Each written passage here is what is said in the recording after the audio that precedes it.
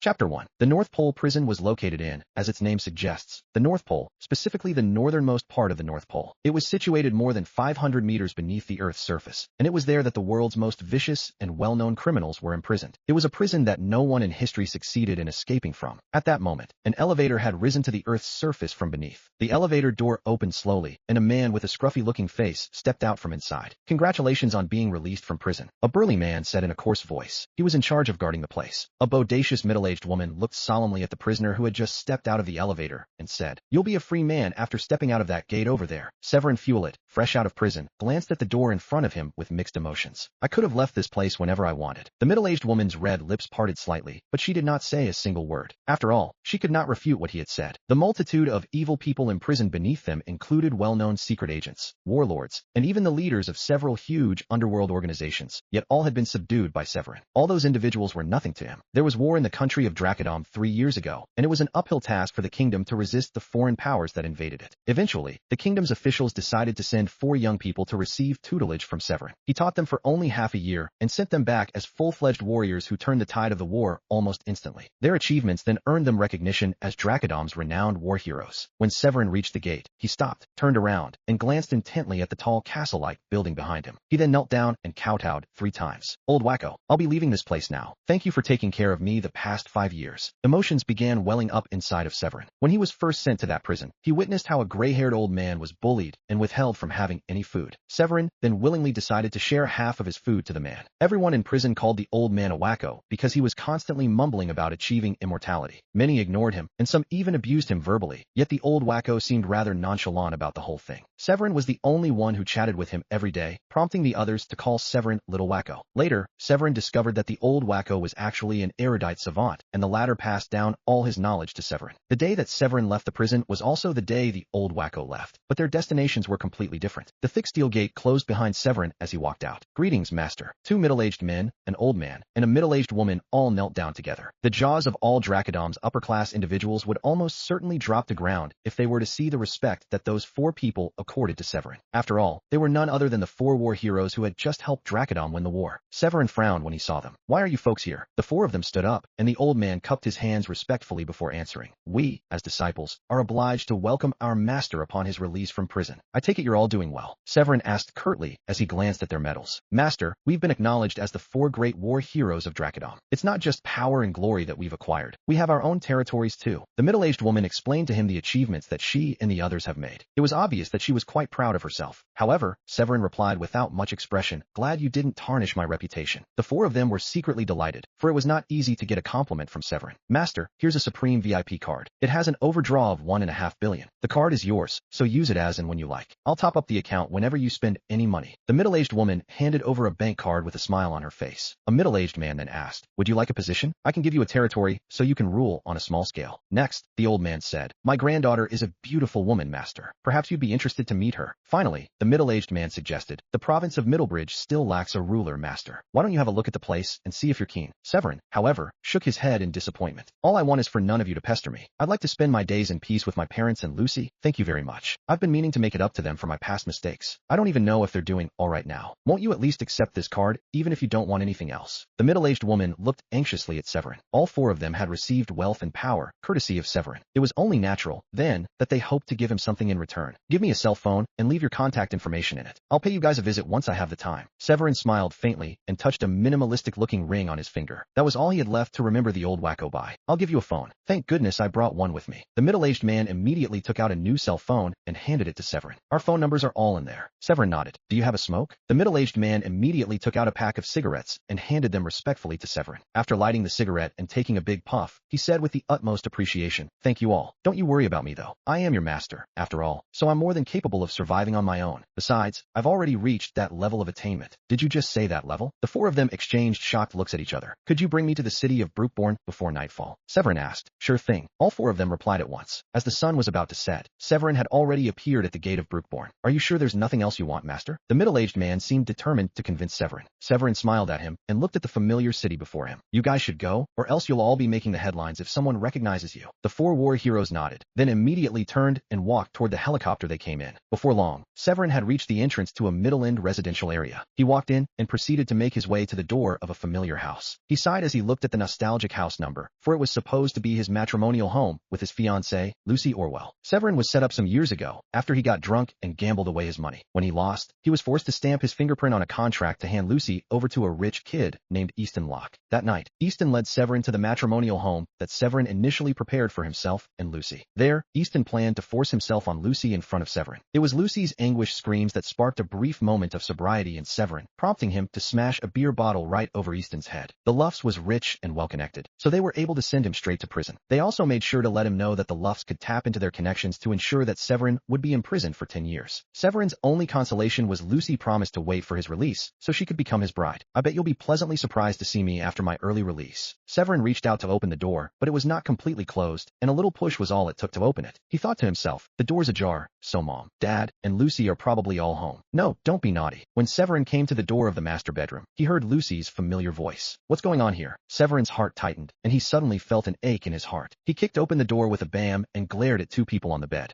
Chapter 2. The loud bangs startled the amorous couple on the bed. The man hurriedly covered himself with a blanket, while the woman turned pale with fright and pulled another blanket to cover herself. Who are you? Some beggar from the streets. Easton froze when he saw Severin in tattered clothes. You said you'd wait 10 years for me, but it's only been 5 years, and you're all ready. Severin clenched his fists so tightly that there was a crackling sound from his joints. The blood that surged up to his brain due to anger made his forehead veins throb, and he looked exceedingly ferocious right then. Severin, Lucy exclaimed in disbelief after getting a good look at him. You're back? How? Severin felt his heart convulse violently as a faint self-mocking grin appeared on his lips. You ended up with this B***starred now? Of all the people you could have chosen to be with, did it have to be him? Easton's confidence returned a bit more after seeing that the intruder was Severin. While putting on his clothes and pants, he said, you got a problem with that? Are you saying that I'm not good enough for her? I've got money and power, so isn't it obvious that I'm better than some loser in hobo's clothes? Severin ignored Easton completely. Instead, his bloodshot eyes were staring firmly at Lucy. Ha ha ha, isn't it funny? I came back to you as soon as I've reached that level, because my plan was to give my whole world to you. I wanted to make you the happiest woman in the world, but here you are, sleeping with the man who forced himself on you all those years ago. Severin then paused for a moment and continued. I wouldn't blame you if you decided not to wait for me, but did you really have to be with someone like him? Severin's telling off led Lucy to put on a nightgown and stand up. She then remarked proudly to him, you're the funny one here, Severin. Did I hear you right when you said that you were going to give your whole world to me? What do you have to offer when you're dirt poor? You can never reach the standards of rich young men like Easton. He can buy me bags that cost several thousand on a whim. Can you do that? After ending her rant, Lucy sat on the head of the bed and crossed her legs. She took a cigarette, lit it, and smoked it as she continued. I'll spend my entire life having to suffer if I get married to a loser like you. With Easton, I can enjoy a whole lifetime's worth of riches and glory. So, the choice is pretty clear, even to an idiot. Ha ha ha, did you hear that? Even idiots wouldn't choose you. Easton went up to Severin with a smug expression and said, hee hee, let me give it to you straight. She and I hooked up barely half a year into your imprisonment. It still surprises me that your girlfriend of 3 years in college chose to get together with me. TSK tisk. Severin slapped Easton with the back of his hand, resulting in some bleeding at the corner of Easton's lips in addition to 2 fallen teeth. Are you nuts, Severin? Do you want to go back to prison? Lucy was startled by what happened and rushed over in a hurry. She turned to Easton and asked, are you all right, Easton? Her reaction left Severin with overwhelming sense of disgust. It hardly crossed his mind that the person he wanted to give his world to was actually nothing more than a gold digger. He gritted his teeth, pointed to the door, and said, get out, both of you. Lucy stood up and retorted with a snicker, fat chance, Severin. You're the one who should be getting out of here. This house belongs to Easton now. Did you think you could just go to prison without paying any compensation for the injuries you caused when you injured him? Then again, if you like the house so much and you have money, I can always sell it back to you. I won't be staying here for long anyway. I'll move into Easton's villa after we get married. After a pause, Lucy looked at Severin with disdain and added, but judging from how shabby looking you are, I don't think you'll be able to afford it even if I slash the price by half. Severin clenched his fists and said coldly, no thanks. I couldn't bear to live in such a disgusting place. How dare you? Lucy, in her anger, clenched her fist and raised it as she took a step forward. It looked as though she wanted to hit Severin. However, she stepped back in fear after Severin shot her a glance. He was an impulsive person who did things without considering the consequences, and she did not dare to bet her life on it. After all, she was the one who would stand to lose if Severin had killed her in anger. Where are my parents? Severin asked coldly. Your parents? They're living in the dilapidated old house at the city outskirts. I heard that there's a leak in the roof whenever it rains. Lucy mocked. She then said contemptuously, by the way, Easton and I will be holding our wedding banquet at the Richmond Hotel. You don't need need to bring any gifts since you don't seem capable of affording it anyway, but you're free to attend the banquet with your parents. That way, the three of you will get the chance to eat some good food. If I hadn't invited you guys over, you and your parents will probably only be able to afford meat twice a month, or 3 times a month if you're lucky. Severin looked indifferently at Lucy one final time. You'll regret this, he said, before leaving without looking back at her. Severin made his way to parents' home and soon arrived outside the door. As he looked at the dilapidated old house, there was an aching twinge deep inside his heart. He initially thought that Lucy would wait for him even if he went to prison, and he believed that his parents would not have to get by too terribly. After all, he had already bought a house for Lucy and himself to stay after marriage, and Lucy's family might also be able to help his parents out. However, if Lucy had turned into such a vile person in barely half a year of his incarceration, he wondered how his parents' lives were in the years that he was gone. Mom, Dad, I've been a terrible son. I'm sorry to make you both live like this. Severin clenched his fists tightly as he looked at the dilapidated old wooden door in front of him. He could not just let everything slide just like that. At that moment, he saw a woman parking her electric bicycle just outside the gate. She was wearing a helmet and appeared to be a food delivery person. After the woman entered the yard, she placed something near the door and knocked the door several times before running out quickly and speeding off on her electric bicycle. Severin frowned and watched from afar as the woman left. Her shoulder-length hair fluttered rather beautifully in the wind. The door finally creaked open, and a silver-haired woman with an abundance of wrinkles on her face walked out. After glancing around in all directions, she picked up what seemed to be an envelope from the ground. Severin walked into the yard in disbelief as he looked at the woman in front of him. His eyes turned red instantly, and his nose began to tingle as he called out in a trembling voice, "Mom." Upon hearing that familiar voice, the woman stepped forward and stretched out her trembling hands to caress Severin's cheek. "Severin, is that you? I'm not dreaming, am I? Is it really you, Severin? You've returned." Men seldom cry unless they were facing a moment of true grief, and so the same could be said of Severin. His mother had so many wrinkles on her face that it looked as though she had aged 20 years in 5 years, and seeing that led Severin to burst into tears. He knelt down at once and said, "Yes, Mom, it's me. I'm sorry for everything. I'm sorry that Dad and you had to suffer these 5 years. I'm so glad that you're back. You have the chance to start a new life in the future, get a job, and start everything afresh." His mother, whose name was Judith Fewlett, helped him up and hugged him tightly, for she was afraid that it was all but a dream. "Don't worry, Mom. Now that I've been released ahead of schedule, no one will dare to push you and Dad around anymore." Severin wiped away his tears and tried his best to put a smile on his face. At that moment, a man with a scar on his face kicked open the rickety gate and brought in a few thugs with him and shouted, "Did you prepare the money yet, you old hag? Don't blame us for going rough on you if you've prepared less than 700 this time." As soon as Severin heard that, he clenched his fists tightly as a cold light flickered in his eyes. He had given his mother enough burdens, and it seemed that she had been roughed about a lot too. Severin would have none of that now that he had returned.